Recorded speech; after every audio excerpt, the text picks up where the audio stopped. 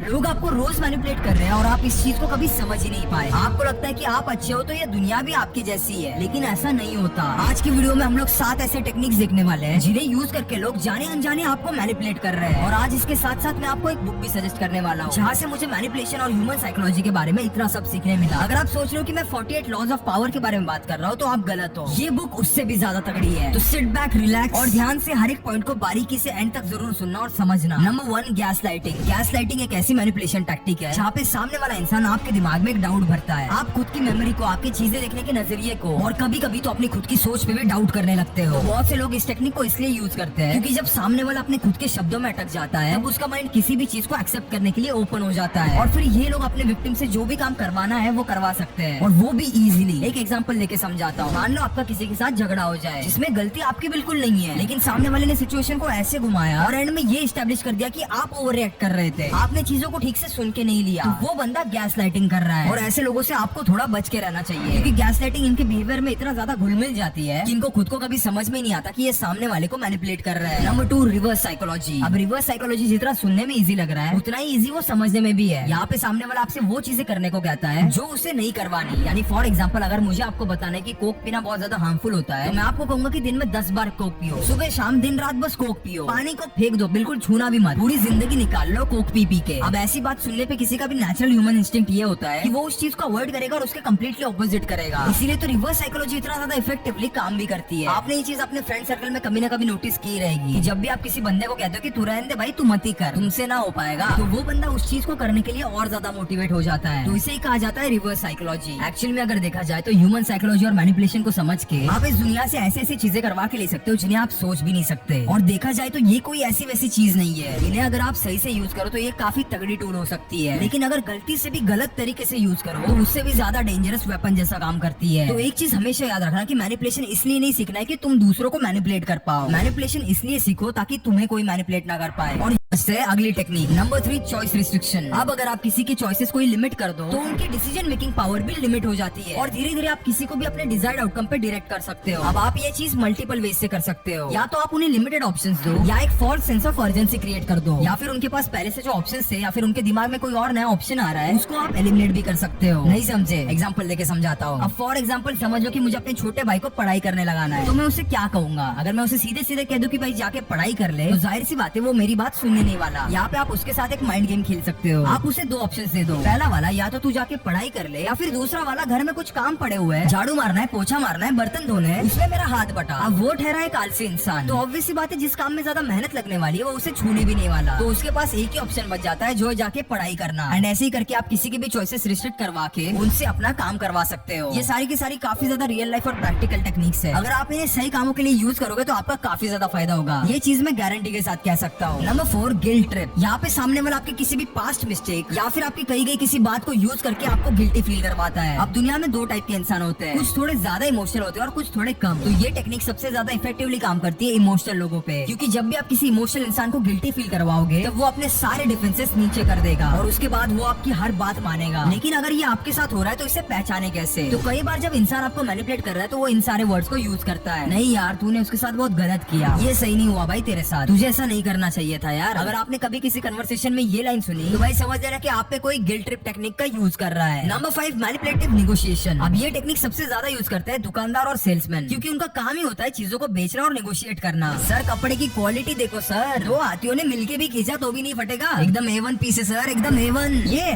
दाग नहीं है सर, ये तो डिजाइन है, नया फैशन है मार्केट में, ट्राई करके देखो सर, आप पे बहुत अच्छा दिखेगा, चिंटू को पूछ लो। यहाँ पे सामने वाला कई सारी डिसेप्टिव टैक्टिक्स यूज करता है आपको चीजें बेचने में। तो अगर आपका कोई एग्जिस्टिंग बिजनेस है या फिर अगर आप बिजनेस करने का सोच रहे हो तो आपको ये टेक्निक 100% सीखनी चाहिए। और अगर आपको मैनिपुलेटिव नेगोशिएशन के ऊपर एक डिटेल में वीडियो चाहिए तो अभी जाके कमेंट में मुझे बता देना और मैं बहुत ही जल्द आपके लिए एक डिटेल वीडियो लेके आऊंगा। नंबर 6, एम्पलीफाइंग प्रॉब्लम्स, यानी आसान शब्दों में बात का बतंगड़ बनाना। यहाँ पे सामने वाला किसी भी छोटी चीज को लेके एक बहुत बड़ा इशू बना देता है और आपके सामने फियर और अर्जेंसी डेवलप करता है। अब ये टेक्निक आपको रियल लाइफ में देखने मिलेगी वहाँ पे जहाँ पे 2 पार्टीज के बीच में झगड़ा हो रहा है। कुछ नहीं करना है, बस जाके खड़े रहना है और दूर से तमाशे को देखना है। आपको थोड़ी देर में पता चल चल जाएगा कि इशू तो इतना सही था, लेकिन इन दोनों ग्रुप से मिलकर इसे इतना ज्यादा एम्पलीफाई कर दिया कि लगने लगा कि कुछ बहुत ही बड़ा इशू होगा। छोटा सा स्क्रैच तो है सर, छोटा सा स्क्रैच। अबे पिछले 5 साल से यूज कर रहा हूँ, बच्चे से ज्यादा प्यार किया मैंने गाड़ी से। तू कह रहा है छोटा सा स्क्रैच है? अभी तक गाड़ी को ऐसे टिका के रखा था जैसे नहीं शोरूम से निकली हो, और तूने आके इतना बड़ा नुकसान कर दिया मेरा। अब इसके पैसे कौन देगा? तू देगा पैसे। And last but not the least, chameleon manipulation. अब कमिलियन मैनिपुलेशन को अगर आप बारीकी से देखोगे तो आप इसे पकड़ भी सकते हो, क्योंकि यहाँ पे सामने वाला आपके लाइक्स, आपके इंटरेस्ट को रेसिप्रोकेट करता है। अब ऑब्वियस सी बात है, अगर मुझे क्रिकेट पसंद है और ऊपर से मुझे विराट कोहली पसंद है, और सामने वाला भी ये कह रहा है कि मुझे क्रिकेट में विराट कोहली सबसे ज्यादा पसंद है, तो भाई कहीं ना कहीं तुम्हारी बातें, तुम्हारा कन्वर्सेशन एक्सटेंड होने लगता है। तुम उस इंसान से ज्यादा अच्छे से बॉन्ड कर पाते हो, जस्ट बिकॉज आपको एक सिमिलर इंटरेस्ट वाला टॉपिक मिल गया बात करने के लिए। और कई बार मैनिपुलेटर्स इसी चीज का फायदा उठाते हैं। वो आपके इंटरेस्ट को, आपके लाइक्स को, आपके डिसलाइक्स को अपना कहेंगे। आप चाहे कुछ भी कह दो, सामने वाला कहेगा। भाई एकदम सेम मुझे भी यही लगता है, मैं भी अभी यही सोच रहा था। इस टेक्निक में बेसिकली सामने वाला आपकी पर्सनैलिटी को मिरर करता है, क्योंकि उसे पता है ये सबसे बेस्ट तरीका होता है सामने वाले के क्लोज सर्कल में घुसने का। तो ये थे कुछ 7 ऐसे मैनिपुलेशन टैक्टिक्स जो आपको आज के आज जरूर सीखने चाहिए। ये आपको मैनिपुलेट होने से बचा भी सकते हैं, और कई बार कई सिचुएशंस में आपका फायदा भी करवा सकते हैं। अगर वीडियो पसंद आई तो एक लाइक और एक कमेंट जरूर करें। I will see you in the next video.